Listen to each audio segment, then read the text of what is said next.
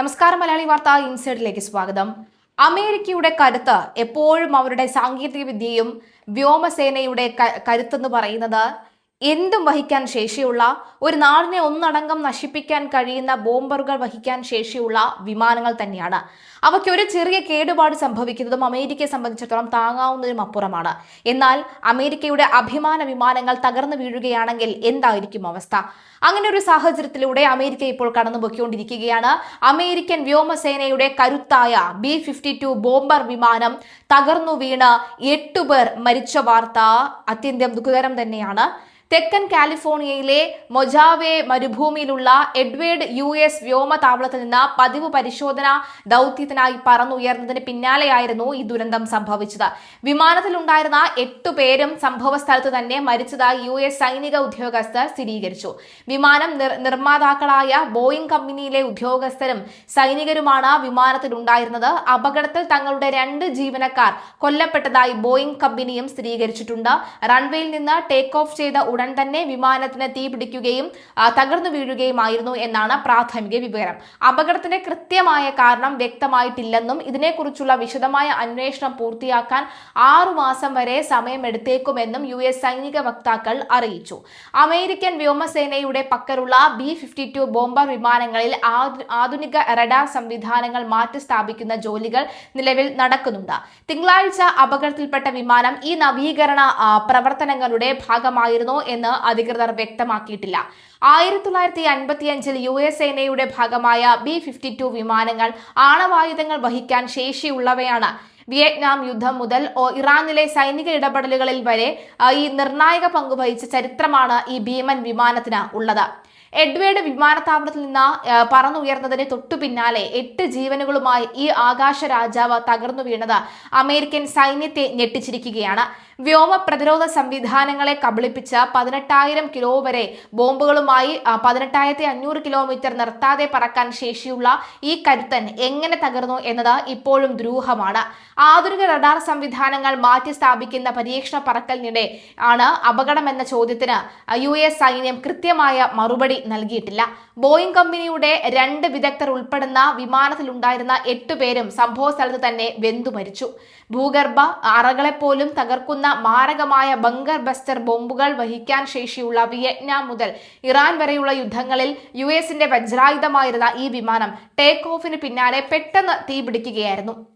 സാങ്കേതിക തകരാറാണോ അതോ അട്ടിമറിയാണോ എന്നതിനെ കുറിച്ച് കൃത്യമായ വിവരമില്ല.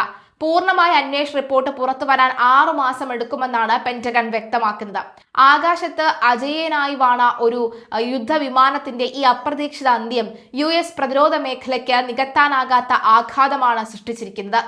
ഈ അപകടത്തിന്റെ പശ്ചാത്തലത്തിൽ US വ്യോമസേനയുടെ ഏറ്റവും വിനാശകരമായ ബങ്കർ ബസ്റ്റർ ബോംബുകളും ചർച്ചയാവുകയാണ്.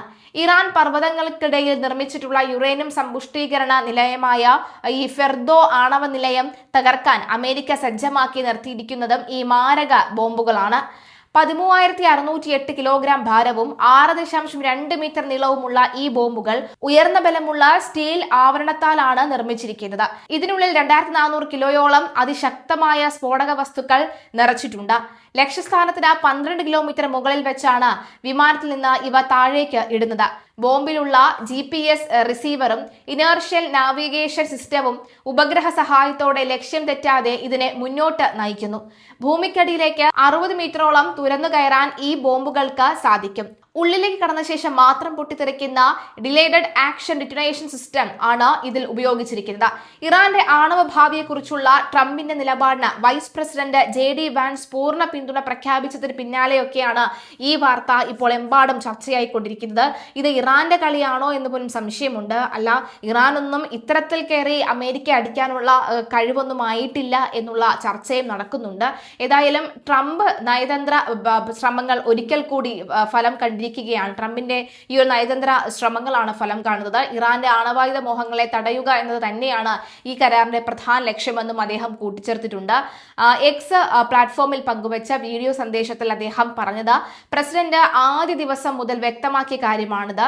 ഇറാൻ ഒരിക്കലും ആണവായുധം കൈവശം വെക്കില്ല. ട്രംപിനെയും അമേരിക്കയും വെറുക്കുന്ന ഒരു വിഭാഗം ആളുകൾ നിരന്തരം തടസ്സങ്ങൾ സൃഷ്ടിക്കാൻ ശ്രമിച്ചിട്ടും സമാധാനം സ്ഥാപിക്കാനുള്ള പ്രസിഡന്റ് ട്രംപിന്റെ ശ്രമങ്ങൾ അമേരിക്കൻ ജനതയ്ക്ക് വീണ്ടും വലിയ നേട്ടം കൊടുത്തിരിക്കുകയാണ് എന്നാണ് വ്യക്തമാകുന്നത്. അതിനിടെ അമേരിക്കയുമായുള്ള ഈ ധാരണയ്ക്കെതിരെ ഇറാനിൽ വ്യാപകമായ ജനകീയ പ്രതിഷേധങ്ങൾ പൊട്ടിപ്പുറപ്പെട്ടതായാണ് വിവരം. ഇറാനിലെ ജനങ്ങൾ തെരുവിലിറങ്ങി ഭരണകൂടത്തിനെതിരെ പ്രതിഷേധിക്കുകയാണ്. അതേസമയം ഈ കരാർ ഇറാനെ സമ്പൂർണ്ണ നാശത്തിൽ നിന്ന് രക്ഷിച്ചുവെന്ന് ഇസ്രായേൽ പ്രധാനമന്ത്രി ബെഞ്ചമിൻ നെതന്യാഹു പ്രതികരിച്ചു. ഇറാൻ ഇന്നോ നാളെയോ ഒരിക്കലും ആണവായുധം നിർമ്മിക്കില്ലെന്ന് നെതന്യാഹു ആവർത്തിച്ചു. എന്നാൽ US ഇറാൻ സമാധാന കരാർ നിലവിൽ വന്നിട്ടും ലബനൻ, സിറിയ, ഗാസ തുടങ്ങിയ പ്രദേശങ്ങളിൽ നിന്ന് ഇസ്രായേൽ സൈന്യത്തെ പിൻവലിക്കില്ലെന്ന കർശന നിലപാടിലാണ് നെതന്യാഹു ഇപ്പോഴും തുടരുന്നത്. നിലവിലെ സാഹചര്യത്തിൽ ശക്തമായി തന്നെയാണ് ഈ ഒരു ആക്രമണവും അതുപോലെ തന്നെ ഈ വിമാനത്തിന്റെ തകർച്ചയും ഒക്കെ തന്നെ അപലപിക്കുന്നത്. ഏതായാലും വ്യക്തമായി തന്നെ മനസ്സിലാക്കേണ്ടതുണ്ട്. ഇല്ലെന്നുണ്ടെങ്കിൽ ഒരു പക്ഷേ ഇത് അമേരിക്കയെ സംബന്ധിച്ച് ഭയപ്പെടുത്തുന്ന ചില സത്യങ്ങളിലേക്ക് നയിക്കാനുള്ള സാഹചര്യവും വളരെ കൂടുതലാണ്.